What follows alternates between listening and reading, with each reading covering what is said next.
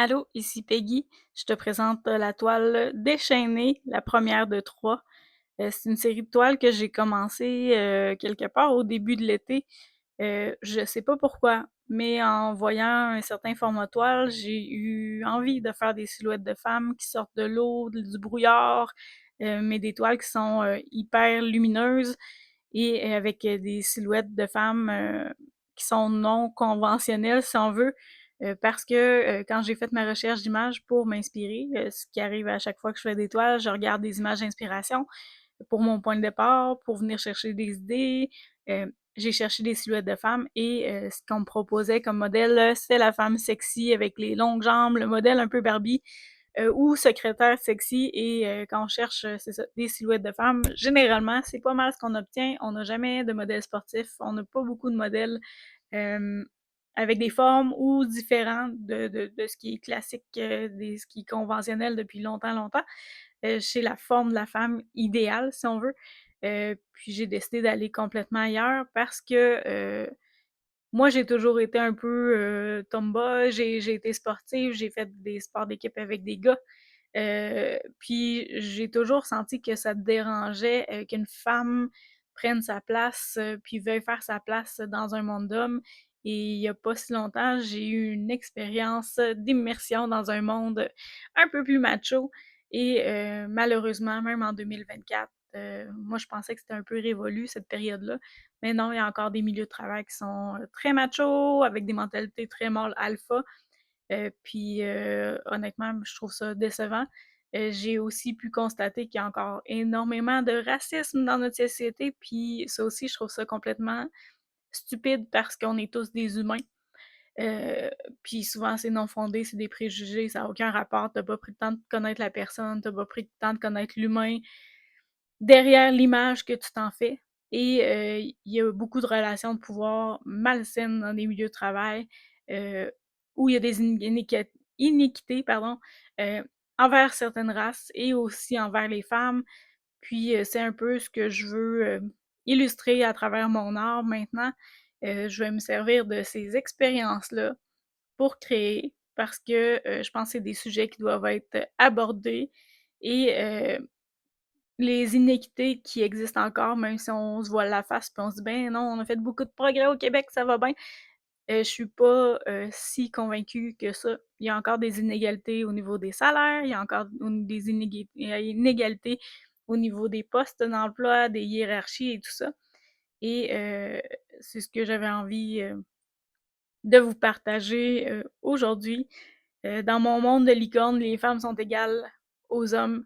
Les femmes ont le même pouvoir financier que les hommes. Les femmes ont la même liberté que les hommes. Heu, Puis c'est ce que j'aimerais, véhiculer à travers tout ça.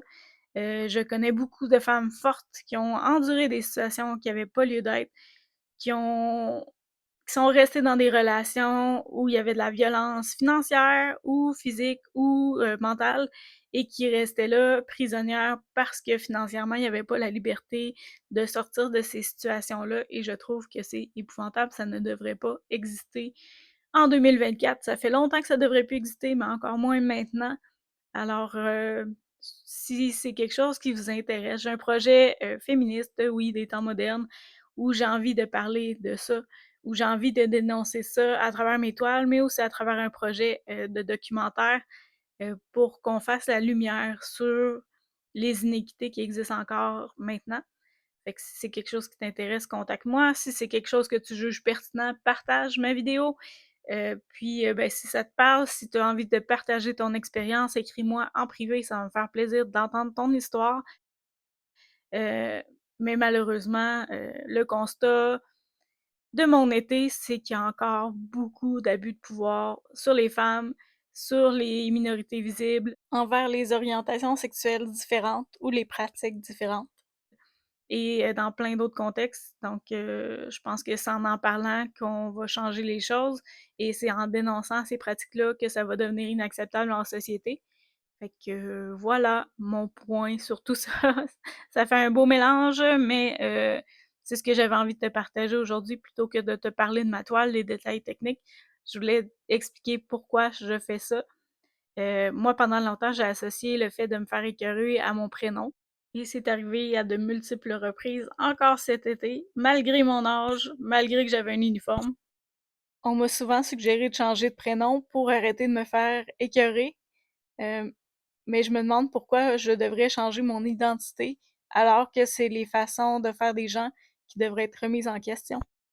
Ça m'a suivi pendant une bonne partie de ma vie et ben, j'ai réalisé avec le temps que c'était pas mon prénom le problème, c'est que je suis une femme et que ça dérange, dans certaines situations où on prend position, où on s'affirme, heu, forcément c'est parce qu'on va pas bien, forcément c'est parce qu'on est fatigué, forcément si on est émotif, c'est nous le problème, alors que c'est peut-être juste une situation inacceptable où on devrait prendre position, qu'on soit homme, femme, noir, blanc, jaune, arc-en-ciel, peu importe quoi, heu, on devrait prendre position et on a le droit de s'affirmer, on a le droit de mettre nos limites et ça a aucun lien avec notre, capacité mentale, notre émotivité et cetera.